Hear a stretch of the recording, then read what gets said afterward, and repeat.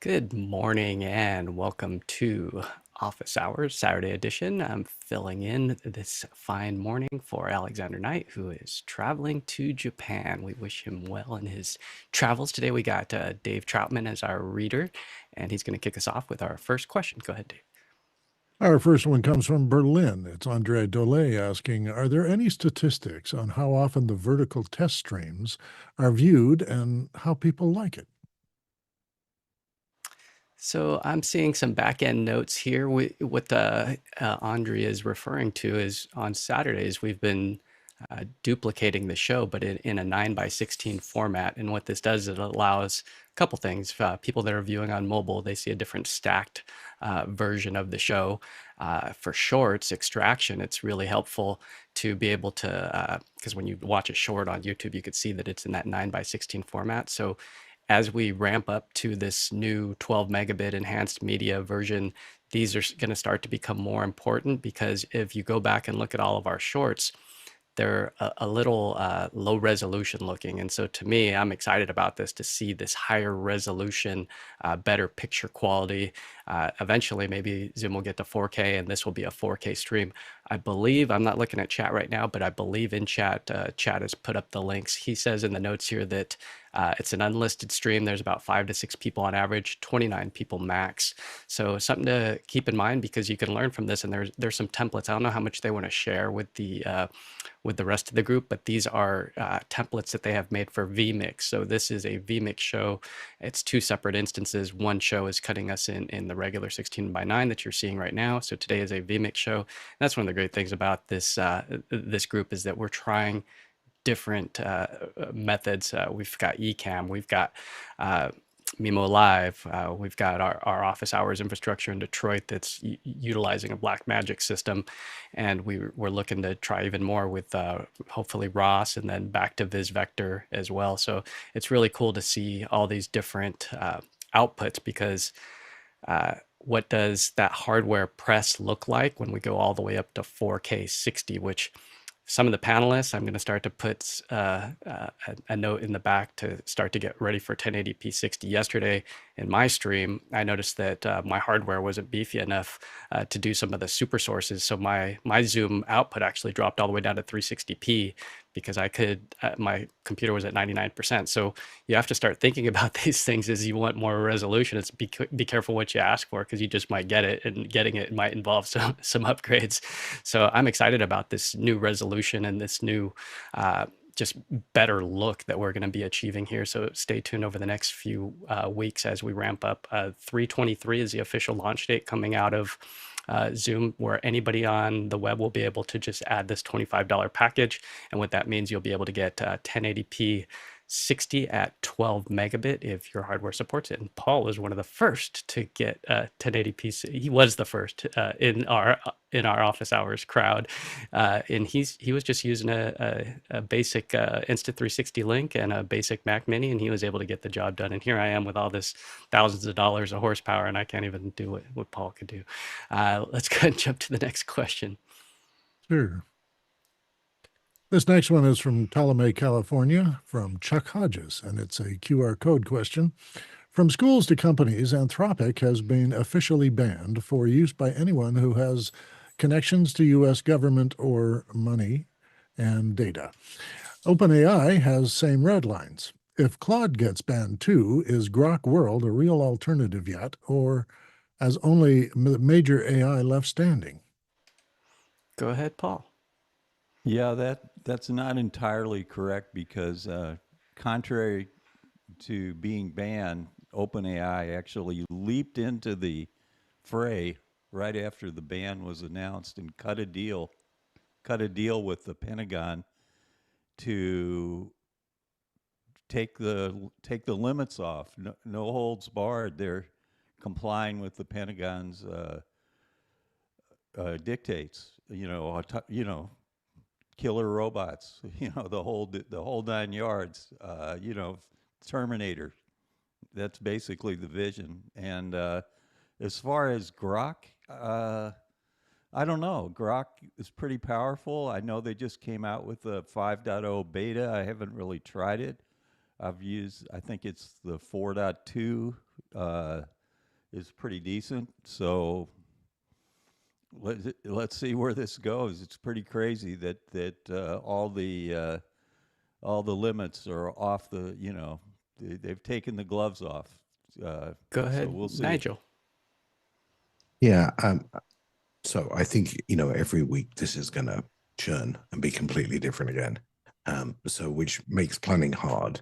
But I think what you have to do as a user or as a business is keep flexible. Make sure you have multiple different irons in the fire. Don't rely on one.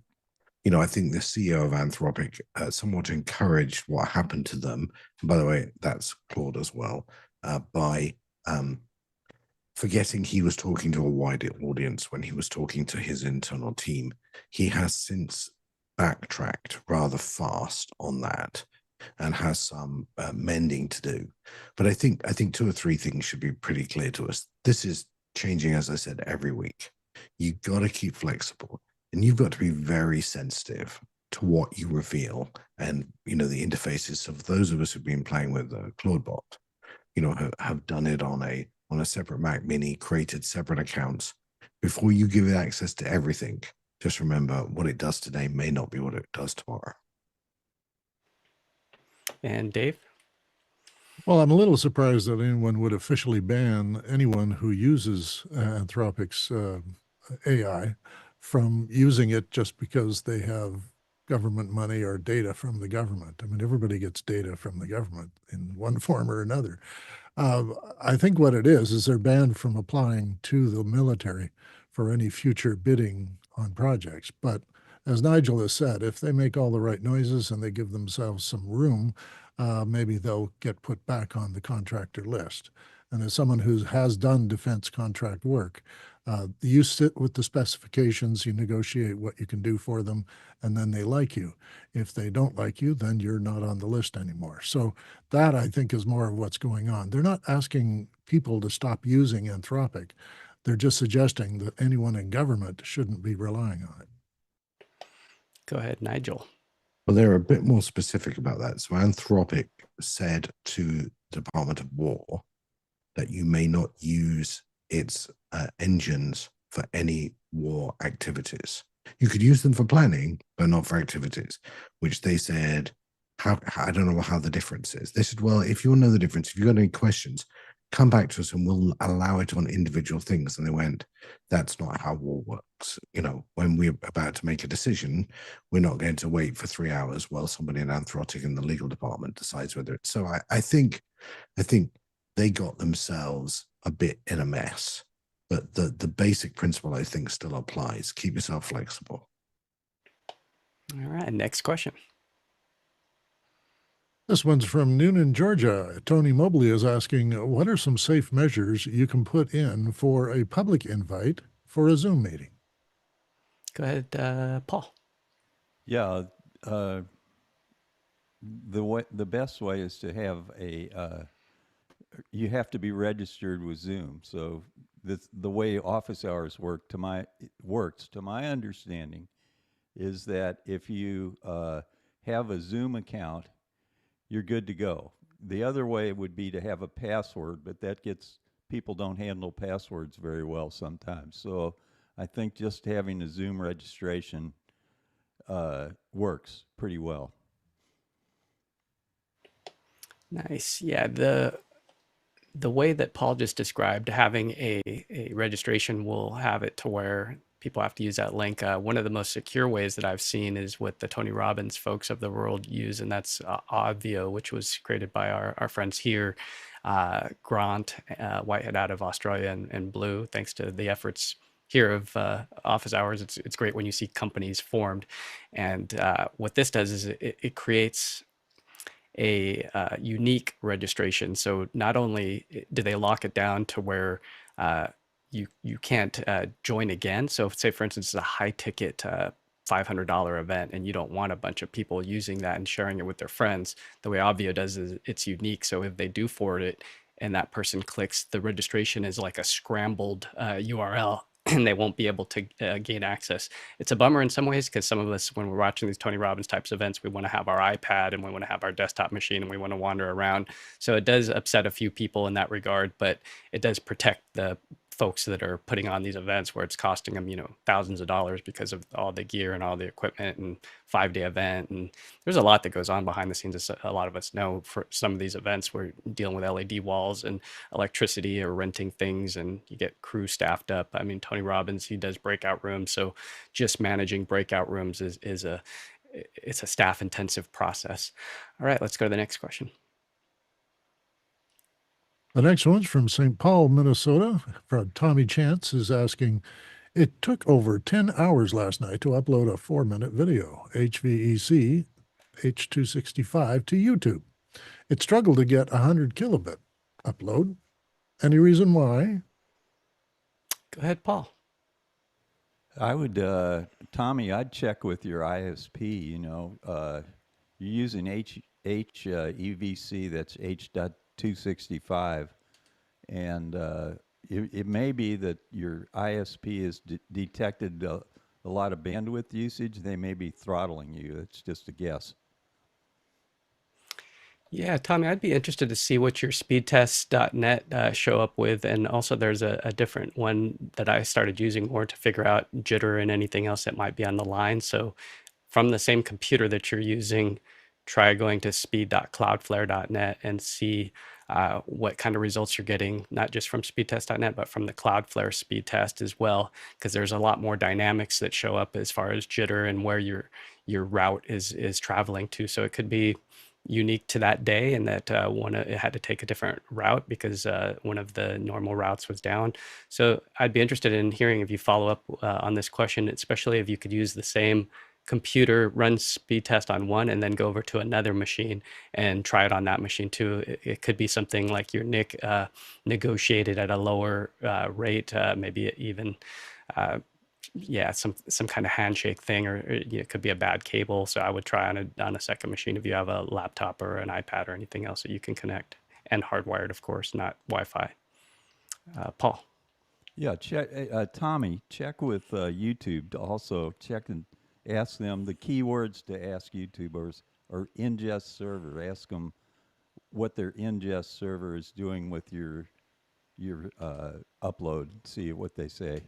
Or maybe you can just go on YouTube site and go to their knowledge base and find out about ingest servers. Nice. And you're missing half the show if you're not in Mukana. So we've got a great discussion going on in Mukana. And if you haven't seen Mukana before, if you're only watching on YouTube, you'll notice that chat doesn't happen on YouTube. It happens over here in Mukana. It's also where you could ask questions and you could vote up the questions. And for those of you that are in Mukana right now, if you could throw some votes up, and just so we could even see how this system works. And Mickey corrected me in the chat that says, Guy, it's speed.cloudflare.com, not .net. So there's a correction there. Thank you, Mickey. And let's go ahead and jump to our next question. Our next one is from Austin, Texas, Paul Walhouse, who's on the panel today. Do TV and film award shows have any meaning for you, and do you follow them? Yeah, go ahead, Dave. Well, I'll start off with, I used to watch them quite a bit, and they were very entertaining. Lately, I'm speaking about the last 10 years or so, it's pretty boring. So I find as an entertainment, it's not as entertaining as it used to be. They do have trouble with people going over in their speeches and that sort of stuff. And the controversies over some hosts have kind of pushed me away. So I haven't gone to watch or set aside time on a Sunday night to watch them. But I do keep track of them through the news. So I'll watch to see who's winning BAFTA awards, who's winning SAG awards. And I get that information from the general media, who are more than happy to do entertainment reports. And these award shows are high value for them and high value for the advertisers. Let's jump over to Nigel. I wrote an essay for a magazine many, many years ago about the Oscar ceremony and did quite a lot of research into how people win Oscars. By the way, the first known marketing campaign for Oscars was 1939, Gone with the Wind. And there's even an example in 2017 of Shape of Water, had to look that up. Shape of Water actually spent more on its Oscar campaign than it did on its movie. So I think you really need to be sensitive that you're not watching real life, that you're not watching a truth, you're watching a combination of advertising and marketing and egos and images. And I think when I lived in a linear TV world, I might watch one of these things, but the advertising scared me off in the end. Now it's not on when I'm watching it, so like Dave, I just go find it online. But I think these things are, and I think the ratings will show it, are becoming increasingly relevant. Firstly, because they're on linear television, and secondly, because nobody cares. Paul, your question, your answer. I know how that works. You throw questions and you can answer them yourself. It's Yeah, called a cockerel. they call that cockerning. When There you go. throw yourself a There, softball. you got the ball, I run with it. apologize in advance for the softball throw. And my wife and I love watching the Oscars, the Emmys, all the BAFTAs, the Spirit Awards. All these shows are great. So I built a website in the last 3 days using Claude, and I'm going to just show you what I built, and it's kind of like our tribute to the movies. So let me flip over to the site. This is the site. It's called tvreviewer.com, and it covers all the award shows. You know, it gives you the latest results. It has over 12 award shows. It covers 20 years. It does all the film award shows, the Academy Awards, the BAFTAs. And then under the Academy Awards, you can see here that it starts back in 1929. This was the first Academy Award. And the winner was Wings, you know, some trivia. And then it goes on to the Golden Globes, the Critics' Choice, the Independent Spirit Awards, and then all the television awards, the Emmys from 1980 up to 2026, the Actors Awards, which were formerly called the SAG Awards, and then it has the BAFTA Television Awards. And then it also covers music, stage, and popular votes, the Grammys, the Tonys, the People's Choice, the MTV Movie Awards, Directors Guilds, and so on. And since this is office hours, there's a section on here called the Crew Awards. And one of the things that the award shows don't do is they don't give enough tribute to the people behind the scenes, the crew that makes the movies. So every film begins with a vision and has hundreds of specialists working on set, on the mix stage, on location, in the edit bay. And so Claude helped me create the most comprehensive guide to awards, guilds, and the careers of the men and women whose names appear deep in the credits, the cinematographers and so on. And let's go down here, and these are the 7 departments that get deep coverage. You've got cinematography, film and TV editing, sound, production design, costume design, makeup and hair, and finally VFX, digital effects. But if you go, then there's also stunts. And we talk about stunts, a little tribute to Office Hours Global here. And then the full crew, when you go deep into the credits, you get all these people that people don't know what they do. So the next phase that I'm working on now is to go do a deep dive into all these 52 specialized behind the scenes functions that people do. And then So Paul, explain to the folks watching why you made this initially, what happened, and how the folks in After Hours helped you revive this thing kind of with CPR and a lot of hand-holding to CPR get is a you good back to term. I this, used because to I be think in it's an EMT, important... and that's exactly what happened. Because when I started, fumbling around with Claude, I didn't know really what I was doing. And so a lot of people in office hours pitched in. Most notably, Mark Britton and Ian helped quite a bit. You helped me a lot, Guy. Shirag helped me a lot. Just a whole bunch of people in after hours were coaching me and guiding me through this process of using Claude to build a website. And what was the That just second part of your fascinates me, and question, Guy? I don't want to. Yeah, I don't want to interrupt you too much here, Paul. But we do want to keep moving on. But one of the things that I just really want to recognize here is the fact that we've got Paul blazing into new territory because AI and Claude and OpenClaw and all this stuff is just super fascinating.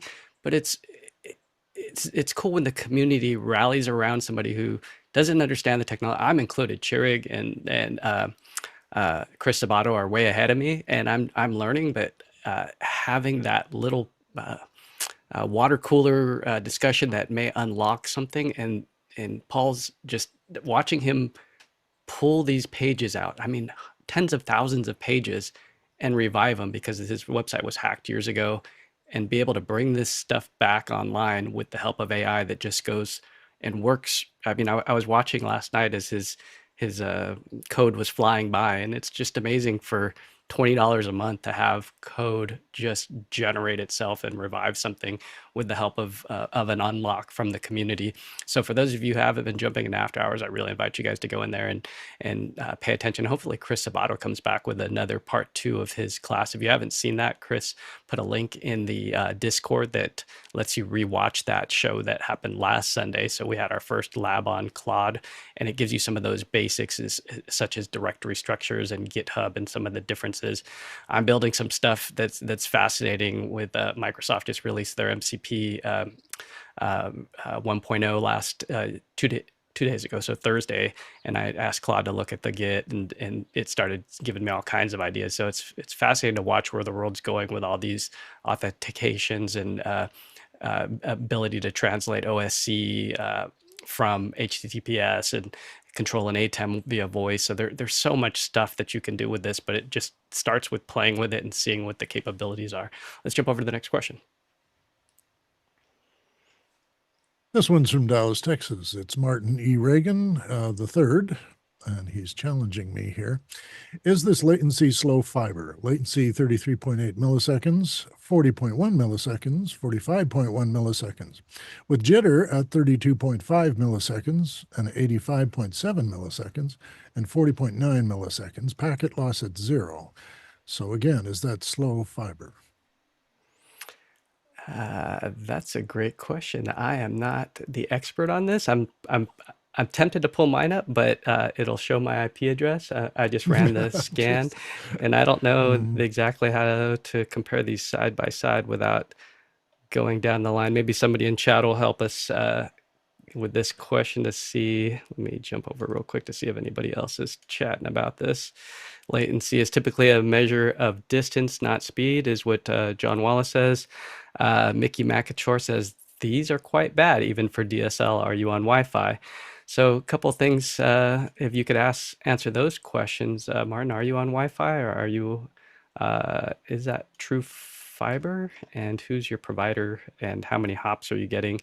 My latency set, just for some comparison, and actually maybe I could move this off the screen. Okay, let me see if I could then pull this across and then go like this, and then go like this. So my latency is saying 25.2 latency during upload. What are we seeing here? Packet loss, upload.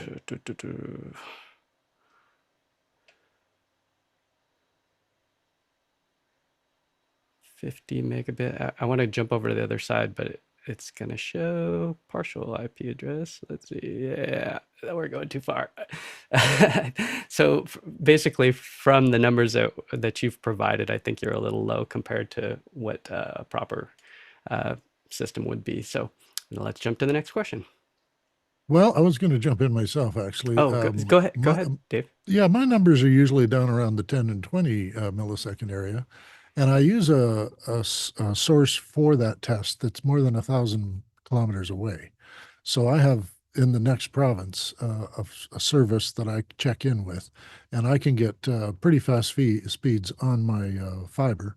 But my latency and everything else, it does change according to how far away I'm doing it. And also, I've noticed if I go to Vancouver, which is more towards where Guy is, I get a little slower. But I think that's load in some sense. So I'm competing for capacity with everybody else in that area. But when I go the other direction, it's a little faster. So you could probably find that, you know, if you do one locally in your own city, that would be the shortest latency you should have. But I go outside the city to see what my latency really is. So that I just wanted to add that. Next question is from Silver Spring, Maryland. It's Florence McDonald asking, are you excited about the Streamdeck Plus XL? What's your production use case challenge that it solves? Yeah, I'll go ahead and jump in on this one. The new version just came out. It's a 36 button, and it does something unique, and I had actually popped in a question coming up, so I could show you the Streamdeck Plus, the previous version that does some of the things that we're talking about here with the knobs and the screen going across. So for some of our productions, we'll have 6 Stream Decks, and a lot of it's because of the way that we do matrices with 2 ups, 3 ups, people plus slides, and then different formats. Sometimes in a panel, you'll notice that somebody's looking this way, and so we need to swap the boxes from the left to the right. So we have mix effects running, and we'll be able to see those pretty little icons on the screen. So we could say, you know, put person 2 inside of box 2, and then put the slide on the right side. And so to see all those visually and have push button access, that's the reason why you see like the Super Bowl, all these different buttons, and typically you don't have those buttons, so you can create them using Companion. One of the things that a lot of people were saying yesterday on the forums was, I'd buy it, but the knobs are at the bottom, and so they interfere. And I said, well, you could just go in Companion and you could 180 that. And so I have mine hooked up right now with a network dock. So this is PoE powered.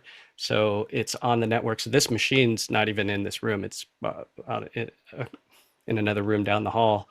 And I have my Stream Deck buttons at the bottom, 180, and this thing actually sits. It's almost like it was made to sit upside down. It sits fine on a table in this manner. I don't know what the new one's going to do, but these knobs, they don't have an arrow that points one way or the other. There's no diagram or anything on them, so they spin both ways equally, and then the screen just inverts. So all my buttons here are all inverted. The only thing is the Stream Deck logo is upside down. But all my buttons are right reading. So you could use Companion and you could flip everything 180. So there's a couple different options of ways that people in production are going to wind up using this. A lot of people that do vmix and use streaming or any kind of audio control. There's so many uses. There's like 800 Companion things that you can do now. So if you jump in there, you could scroll down the list, and you could use buttons as well with these. So Paul. I'm not going to jump on the bandwagon here because I just got the Rodecaster video, and I'm going to focus all my energy on that. I do see the value of it, though, that you have a vast amount more of buttons, and you can label the buttons, I believe, with LED. But it's too much for me right now. I got to stick with this Rodecaster. I just got the Rodecaster, and that would be way overboard for me. So I'll stick with what I've got. Nice. Nigel? Well, first of all, best tip of the day, turn it upside down. I'd never thought of that. And so I have the large Stream Deck, the 32 or whatever it is, and I also have the XL Plus or whatever it is, the one that you were just showing. And to be honest with you, I almost never use the Plus. I just haven't found that the dials or the knobs are particularly useful to me. So maybe I'm using the wrong apps. Maybe I haven't been smart enough in picking the stuff. So I don't need more knobs. I need to find out what I could do that's useful in production with the ones I have. Nice. Next question. Well, this one is a Cochran from Seattle, Washington, and he's saying that many people are complaining about the knobs on the new Stream Deck. May I show a possible solution? Now, of course, you just did the little one. Do you have the big one to turn upside down? Well, I wanted to show the actual configured surface here. So this is the Elgato Stream Deck Plus that I'm showing, not the big one, but it hasn't shipped yet. So it's here. When you click on the configured surface, you can see that this one's at this IP address, and then you can see here surface rotation, and you can hit that as a 180. And then once it's connected, right now I have Zoom OSC module connected, and you can see, let me jump up to that page. So one of the things that you could have is like I'm using Zoom ISO as a limited amount of buttons on my 32. So I could hit 9 people, I believe, on this page.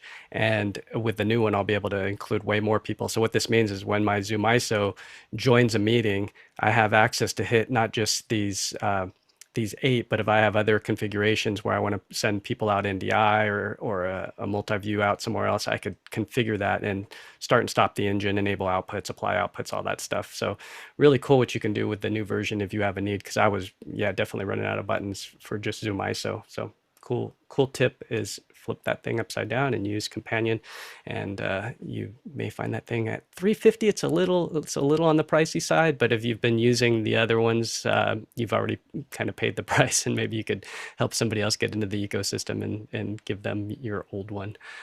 Let's jump over to the next question. The next one is from Noonan, Georgia. It's Tony Mobley asking, what is the best way to consume AI apps? Is Perplexity's multiple apps a real thing? Nigel. Yeah, I'm not sure what Perplexity multiple apps are because I've never used Perplexity or Perplexity Computer. But every day I use a mixture of a ChatGPT and a Claude. I've integrated both of them into my Claude bot assistant, and I find they're useful for different things. If I need a thumbnail for a YouTube video, I will be doing that on ChatGPT. If I'm just doing a bit of research, simpler ChatGPT. If I'm doing a deeper thing, I'll probably go into Claude. So I think the answer is it's going to be very hard to find one universal AI tool that does everything the way you want it to do. So you have to establish in your workflow what you actually need and then pick the right tool. Does that mean you end up paying for multiple? Yes, in my case, it does. If you don't want to do that, then you have to find the best fit and just pay once. Paul. Yeah. The thing you're talking about is Perplexity Max, I think they call it. And the guy who really got the best deal on this was Andre Dalle. And Andre bought this way back when they had the deal. He got a year for an incredibly low price. I don't know what they're pricing it at now, but he got in early and got this, and he swears by it.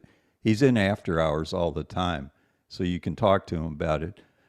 But it gives you OpenAI, it gives you Claude, it gives you Google. To me, those are the big 3, and the Grok is kind of like the outlier. I don't know if it gives you Grok or not, but unfortunately the deal is gone. I don't know what the deal is now, but if they all have another special on it, I would jump on it. I'm looking at that myself in terms of getting all the AIs on one interface. I'm a great fan of all-in-one stuff. Many decades ago, I was one of the first users to get on AppleWorks, from which had everything, had word processor, database, spreadsheet, and this is the modern day equivalent of that ancient all-in-one integrator AppleWorks. I think I may jump on the bandwagon soon. I don't know. Nice. And yeah, it's one of those things where you go $20 a month for ChatGPT. Is it worth it? Is Perplexity with Comet? The first time that I saw Comet with what they have as browser control, I was like, hey, can you go into Discord and move my mouse around and scrape stuff out of there, and it was able to. I watched a video on people doing this with LinkedIn, and I was like, that's amazing. And now we've got OpenClaw that came out, and people were even more fascinated with that because it can have full control. It can have full access to, if you allow it, to other things. And in fact, on Extra Hours, we did a little demo where we had Keynote get controlled, where we did 10 slides. And why I want to point this out is because it was funny. We had Courtney as the reader, and he goes, yeah, now ask it to put a picture of Fenwick on slide 7. So after the show, I had not granted it permissions yet, but I granted it additional privileges and gave it that command, and it did it. So the future is interesting when you start to say who's who and who do you trust, because that's it. I mean, you gotta, if you're gonna give control over to something. So right now you could do it with Claude Cowork. It has a limited amount of access, and it'll give you a little alert. And sometimes it's overly aggressive with its, are you sure you want to give permission? Are you sure you want to give permission? Are you sure you want to give permission? And so it almost defeats the purpose if you're sitting there as a human going, okay. It gets old really fast. But using the different models for different things is something I think we're just going to have to power through. T3.chat has some limited access. You run out of context and tokens pretty quick, though, but it is only like $10 a month or something like that. So if you want to play with Grok and you don't want to pay for all these huge fees, T3.chat is one that I'd be looking at. Next question. The next one comes from Bristol, Wisconsin. It's Chuck Swan asking, does Companion support the new Streamdeck Plus XL yet? Well, being that it hasn't shipped yet, we don't know 100%, but I can say with about 90% certainty that it would, because they are really close. They work very closely together, especially with BitFocus buttons now charging a premium price for their services. And Elgato wouldn't have released a product. There is some beta versions here that if you go into your Companion, you can update modules to beta versions. So I'm sure if it's not official, it actually will be in the beta. So when these start arriving, I'm sure it'll be ready by then. All right, next question. This is from Tacoma, Washington. Richard Wells is asking, what is the biggest change in 2026 so far? Hard to believe it's only March. Gratitude, OHG.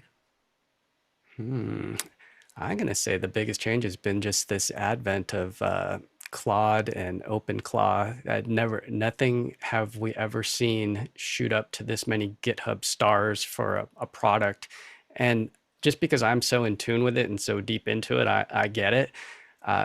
We're going to start to see more and more and more of these devices getting controlled. And right now I can talk through Telegram while I'm driving and control my computer. So the second that you get your mind around this fact that you could say, hey, what's in my DaVinci timeline right now, and you're driving. Imagine or actually in the future, you're probably not even gonna have your hands on the wheel. I know Nigel already has his Tesla, it's self-driving, and he just can sit there and just be like, hey, move the playhead to 10 seconds in, tell me what's on the screen. Okay, what's the spelling of that lower third? Oh, there's a misspelling in there. Change that misspelling to the correct based on this Google sheet in my email. Okay, go ahead, re-export. All right, upload to YouTube. So that's just an example of things that I used to have to do manually and have to wait. And back in the olden days, computers rendered very, very slowly.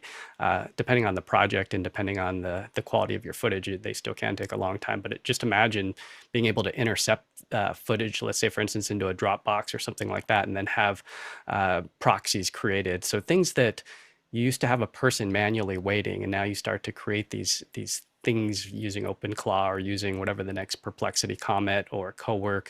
ChatGPT now has, or OpenAI, I should say, now has Atlas on the Mac that's starting to do some of this stuff. So it's all coming. Some of it's here. OpenClaw just got into an agreement with OpenAI. So we're starting to see this relationship formulate, and it is going to stay open. So hopefully they put some guardrails on it and make it easier so that people aren't sitting there saying, okay, to all the little pop-ups, and you could just do it once, and they make it simple. Paul. Yeah, I'll have to agree with everything Guy just said. I've never had as much change in my life as in the last 3 days when I created 3 major websites, austin.com, firth.com, and tvreviewer.com, using Claude. Last night I was watching an award show on TV with my wife in my living room, and I had my laptop there, remoted in to my main computer in my office, and I was sitting there hitting the number 1 constantly to accept Claude prompts, you know. So I need to learn what Guy knows about using Telegram to control Claude, because Claude constantly needs your input. Yeah, go ahead, Nigel. Yeah, I obviously agree with that. I think that Claudebot or Maltbot or whatever we're going to call it is the biggest jump in software, and this idea of co-working is like the second generation of the AI models, which is, you know, opening up completely new, and by the way, changing the dynamics of what we thought was important. I do want to note that Mickey points out that memory prices are a huge change in this. That will affect us all. I think what's, to me, the next interesting link, because I can Telegram in, but it's still a text-based thing. What I think is interesting is if Apple can fix Siri to be the voice assistant to ChatGPT or Anthropic or something, and allow that to talk to my Claude bot, and then if Claude bot can have a voice, you have to stop it being so verbose at times because it gives a lot of unnecessary stuff. That I think then becomes a huge jump again, because not only can I, you know, be driving down the road and talking to it, I think for people who are not able to use keyboards or have limited access to those sorts of technologies, that will open up some of this stuff to them as well. Yeah, it's funny that Mickey mentions in the chat the prices of these RAM modules. So just to circle around that, there was a company called Crucial, which many of us have bought RAM from in the past. They basically said no more in the consumer world. We're just going purely over to the folks that manufacture GPUs, because why sell to individuals when you can just get a contract with, let's say, NVIDIA and just sell bulk? And so they were just concentrating their efforts in that lane.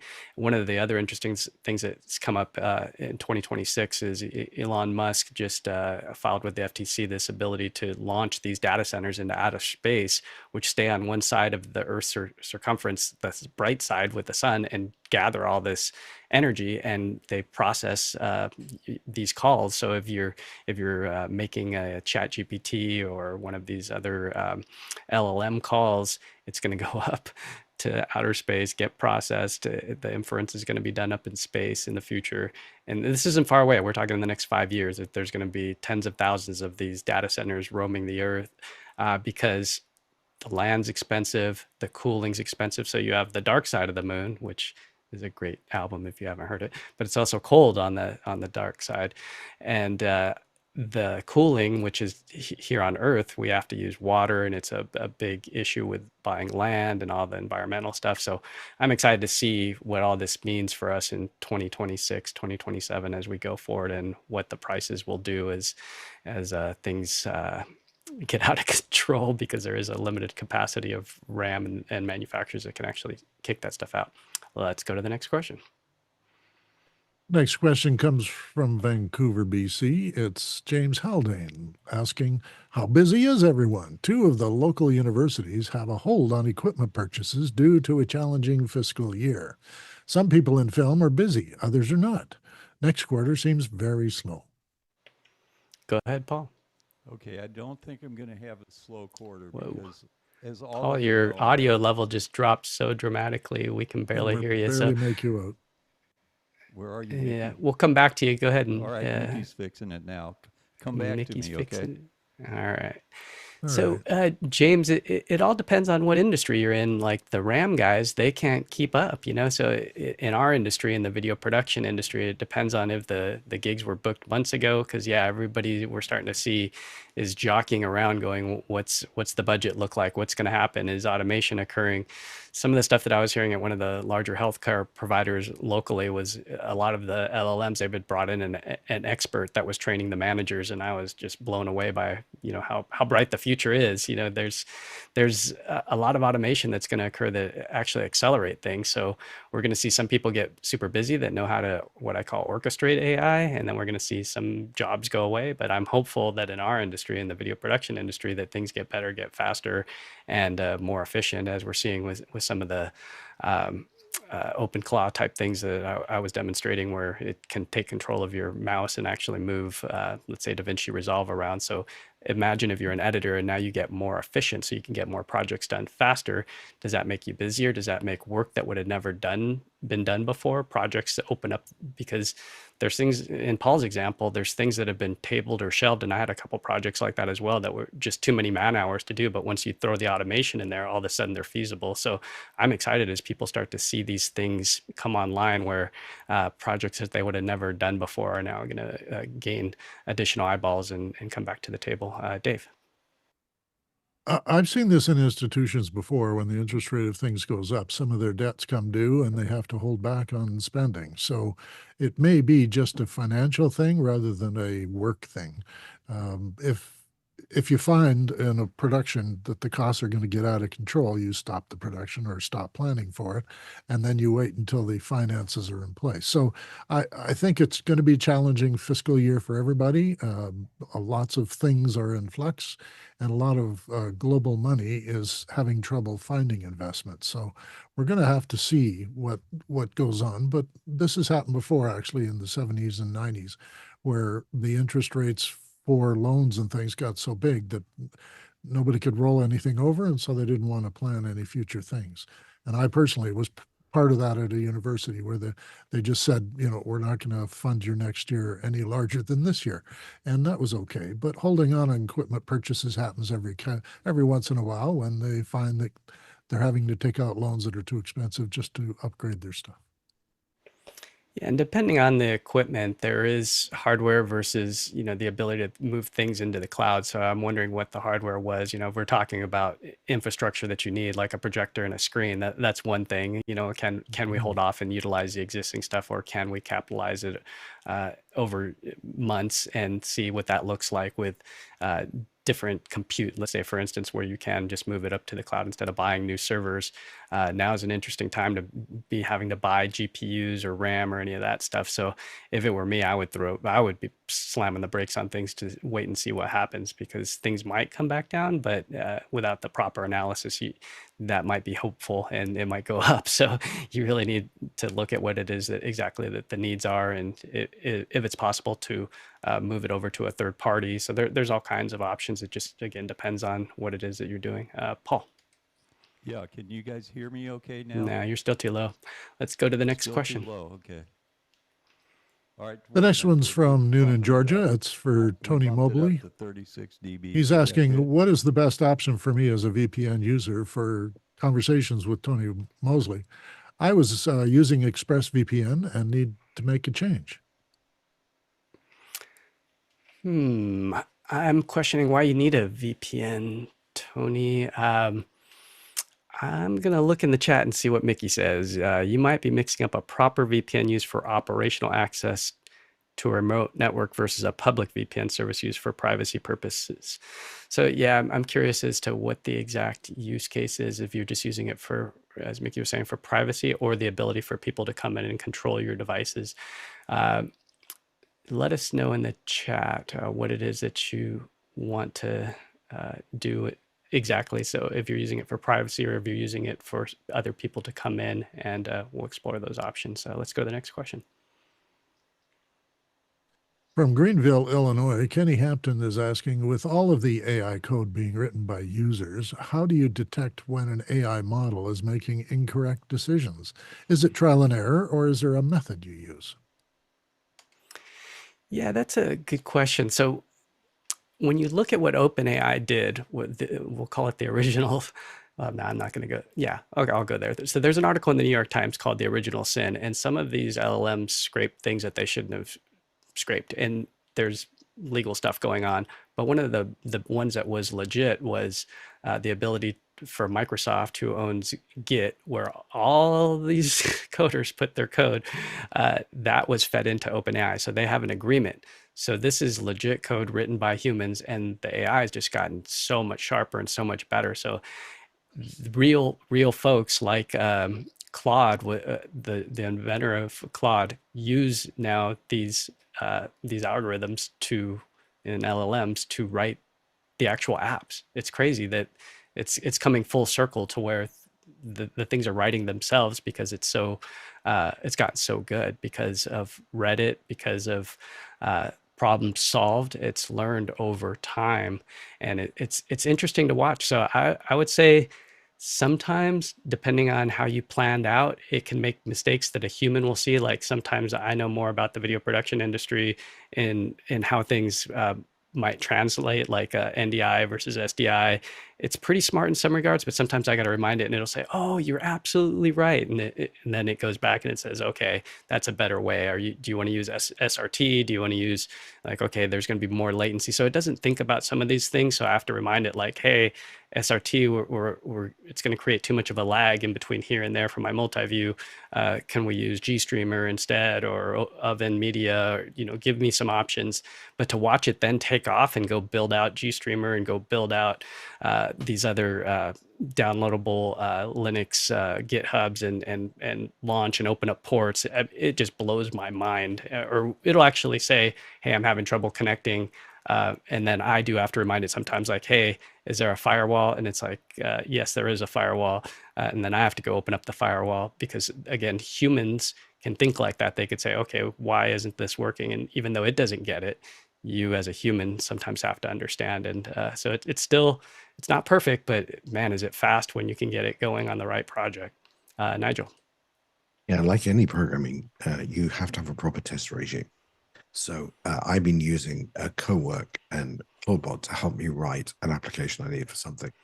And what I've been doing is I've been adding a sort of feature at the time and testing and add a feature and testing. So I think if you're used to a waterfall process where you do this huge coding work and then you put the code out there, you better learn to test it. If you're much more in the sprint where you're doing an MVP and you're adding functions in releases, then yeah, that's probably a better way to code with these things. So do incremental feature adds.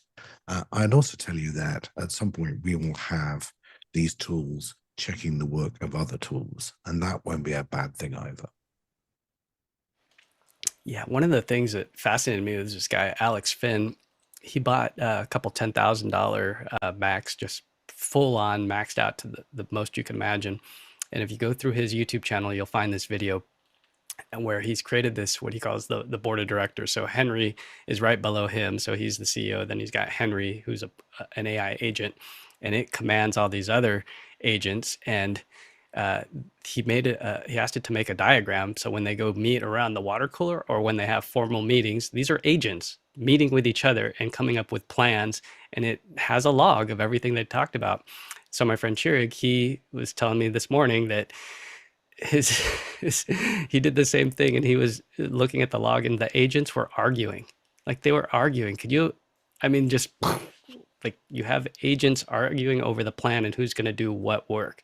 So he's got 8 agents. And if you want to see a diagram of how this looks and how it works, watch Alex Finn's video because he's getting pretty deep into it. But just know that even people in our community are starting to take that same model, and it's real, folks. This stuff is not made up. It's actually happening now.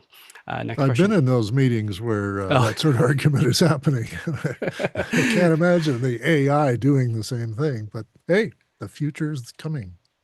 From New York City, Brody Hefner is asking, nominal data transfer speed ratings of services and devices are significantly higher than actual speed. So what tools do you use to assess the actual data transfer capacity of your internet connections and among production devices? Go ahead, Dave. Well, I monitor with the software from, I'm going to miss it. Well, anyway, I'll start with Speed Test, which is my network tester. And Speed Test is pretty good at finding out whether or not your actual speeds are low or high. I find in my own setup, my Wi-Fi is about half the speed of the direct connection, and I have fiber. So it's a limitation of the modem that I've got for Wi-Fi rather than the connection. In terms of production devices, yes, I recently was testing a NAS, and I found it far too slow for me. And it's because I used a iStats menu to see what my load is and what my transfer rates are, and then it keeps a log of how many transfers you've done in the last hour or 2 hours or even 24 hours. And then you can see if your speed is staying the same or whether some of what you're doing in production with some of your storage media or other things is going slower or quicker because of load on your machine. So I use those two primarily, and that's about all the need I have for it. But if I was going to go even further for production of a larger, say what Grant is doing in Australia, then I'd have to go to Cloudflare or somebody to see what's really going on in the network. All right, and don't forget that Office Hours is a 501c3 operated by a board of directors and all you fine folks. And one of the things we could use is a few bucks to make this thing keep working. So we do have some things that Nigel would love to be able to tell you how much everything costs as far as insurance and our Zoom payment and our accounting people that we outsource to. If you want to go to officehours.com or .global/donate, you can help us with these expenses and make sure that we can keep the lights on, especially as we come about these new things like AWS needs with vMix. We're starting to do vMix on Sundays, so somebody's paying for that, and hopefully it's not just coming out of our pocket. You guys help contribute so we can bring the show to you. And we already have enough questions, I think, to round this out to the top of the hour. So let's go to the next question. This is from Cape Town, South Africa, Hasmuk Gajar. I'm a WordPress dunce, and my websites are in WordPress. Can Claude assist in pages I create without knowing HTML or CSS? Go ahead, Paul. Yeah. Hey, how's my audio now? No, you're still not good enough. No. So I'll go ahead and take this one. Hasmuk, yeah, you can absolutely feed Hello, Claude. Test. Hello, test. Too One, low. 2, 3. Okay. Too low. Never mind. So can't fix Hasmuk, it. this is one of those questions where if you come into after hours and show us what you got, depending on who's in there, Mark Britton's been helping Paul. Paul might even be able to help now that he's gathered so much momentum with his project. But yeah, I'd get the $20 Claude package and then start to just ask it questions. I mean, it's amazing. Or ChatGPT. If you already have ChatGPT, you'd be amazed what ChatGPT could do. There's something called Codex, CODEX, which is like Claude Code. So depending on what you want to do, I think most of us in the community are more familiar and love Claude Code more than Codex. I know Grant is heavy into Codex, and I know that that's also what Omar was using. So different folks are on different camps, and I'm not going to say one's better than the other because even the guy who wrote OpenClaw is now saying that he uses Codex. So I'm like, oh boy, what's over there? So even last night I was having it look at my Codex, look at my hard drive, because they can reside on the same computer side by side. And I just said, hey, look at these directories and look at all my code and everything and give me any additional tips, or is there anything I should be mindful of? And it started even building packages for this .NET project that I was working on, and it was like failed to build. Let me see if I can help build this thing. And I was like, wow, that's crazy when Codex says, hey, I might be able to do this better than Claude. And so it's crazy to look at some of these in that regard. Let's jump to the next question. This one's from Paul Wallace in Austin, Texas. He's saying that Penske Media took over South by Southwest, and Austin tore down the convention center where they used to have all the events. How will it survive? Well, I'll jump in here. Okay, go, Dave. Penske Media have a problem. That's all there is to it. Penske Media may not have known that the convention center was being torn down, or if they did, they're already making plans. I know that if I was running a show that big, I would have planned 2 years in advance and know in advance whether or not I've got a contract with the convention center. So they would have canceled the contract sometime before tearing it down, and therefore they probably already begun looking for a next location for South by Southwest. And Penske Media, I don't know what they do otherwise, and I don't know who was running South by Southwest before, but if whatever they had planned in terms of taking it over probably included moving it. So I'm pretty sure this is all going to survive. Awesome. So that's going to wrap us up with all the questions for today. Don't forget there is a new volunteers meeting at 8:30. There is a Pacific time volunteer meeting at 9 a.m. for our Tlaloc traversal. We have, this is episode 2174, 44,000 miles traveled, 70,000 kilometers, or 346 million bananas for scaling. Thank you to the back end, our panel liaison, Robert Green, Gordon Lake, Alan Scott, Peter Belbin. I appreciate you guys and everybody else who's working on the back end, all the PSCs.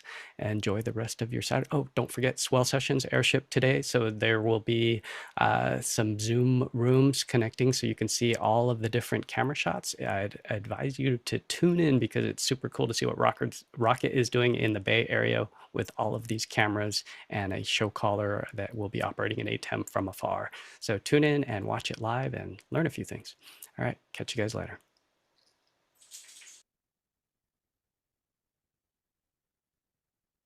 Man, what a disaster with my audio. What a disaster. Hello, test 1, 2, 3. Thanks for coming in and saving the day, Dave Troutman. On that last question, I was like, Penske. Yeah. Yeah, well, it's been a treat, and I could step in for Alexander on a different day, but today was the only day I had for him. So it's showing that I do have audio. Paul, you're being recorded. Live out to all our viewers. All right. Well, I'll leave now.